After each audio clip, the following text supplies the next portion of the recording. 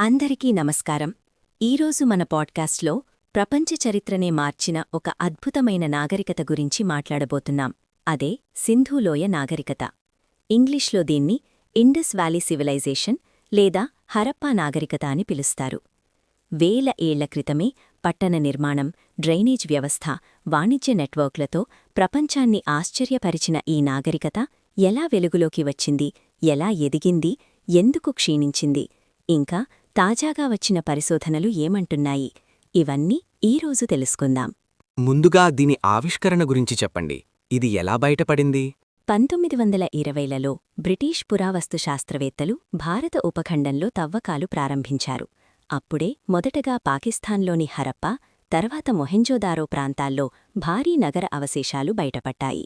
ఇవి సుమారు క్రీస్తుపూర్వం 3300 నుండి 1300 మధ్యకాలానికి చెందినవని అంచనా వేశారు. అప్పటి వరకు ఈజిప్ట్, మెసొపొటేమియా నాగరికతలే ప్రాచీనమైనవని భావించేవారు.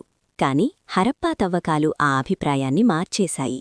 అంటే మన ఉపఖండంలోనే అంత ప్రాచీనమైన పట్టణ నాగరికత ఉండిందన్నమాట కదా? అవును. సింధూలోయ నగరాలు గ్రిడ్ పద్ధతిలో నిర్మించబడ్డాయి. ఇళ్లకు వ్యక్తిగత బావులు, మూతపడ్డ డ్రైనేజ్ వ్యవస్థలు ఉండేవి. ప్రామాణిక బరువులు, రత్నాల ముత్యాలు, కంచు పనిముట్లు తయారుచేసేవారు. ఇంకా వారి ముద్రలపై కనిపించే లిపి ఇప్పటికీ అవగాహన కాలేదు. ఈ నాగరికతలో పెట్ట దేవాలయాలు, రాజప్రాసాదాలు కనిపించకపోవడం ప్రత్యేకత. అంటే రాజకీయ వ్యవస్థ కూడా ఈజిప్ట్లా రాజుల ఆధారంగా కాకపోవచ్చనే అర్థమా? అవును, అదే శాస్త్రవేత్తల అభిప్రాయం.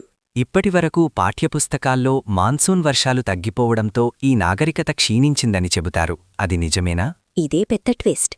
తాజాగా 2026 ఫిబ్రవరి 25న ద డైలీ గ్యాలక్సీలో ప్రచురితమైన ఒక శాస్త్రీయ వ్యాసం ప్రకారం భిర్రానా అనే హర్యానాలోని తవ్వకాల స్థలం ఆధారంగా కొత్త ఆధారాలు వెలుగులోకి వచ్చాయి. ఈ పరిశోధన సైంటిఫిక్ రిపోర్ట్స్ జర్నల్లో ప్రచురితమైంది. పురావస్తు శాస్త్రవేత్తలు అక్కడ లభించిన పశువుల దంతాలు, ఎముకల్లోని ఆక్సిజన్ ఐసోటోప్లను విశ్లేషించి 5000 సంవత్సరాల మాన్సూన్ రికార్డ్ రూపొందించారు. ఫలితంగా 7000 సంవత్సరాల తర్వాత మాన్సూన్ క్రమంగా బలహీనపడినా నాగరికత ఒక్కసారిగా కూలిపోలేదని తేలింది. అంటే నాగరికత అంతకంటే పాతదా? అవును. భిర్రానాలో కనుగొన్న హక్రావేర్ కుండల కార్బన్ డేటింగ్ ప్రకారం అక్కడి నివాసం సుమారు 8350 సంవత్సరాల క్రితమే ప్రారంభమైంది. అంటే ఈజిప్టు మొదటి ఫరోల కాలానికి ముందే. 8000 సంవత్సరాల నుండి 2800 సంవత్సరాల వరకు అక్కడ నిరంతర నివాసం ఉన్నట్లు తేలింది. మాన్సూన్ తగ్గినా ఎలా బతికారు? అక్కడే వారి తెలివి కనిపిస్తుంది. గోధుమ, యవ వంటి నీటిని ఎక్కువగా అవసరపడే పంటల నుంచి సజ్జలు, వరి వంటి ఎండను తట్టుకునే పంటలకు మారారు. పెద్ద పట్టణాల నుంచి చిన్న గ్రామాలుగా విస్తరించారు. అంటే ఇది హఠాత్తుగా కూలిపోయిన నాగరికత కాదు, పరిసరాలకు అనుగుణంగా మారిన సమాజం. దాని శిఖరకాలంలో ఎంత విస్తరించింది?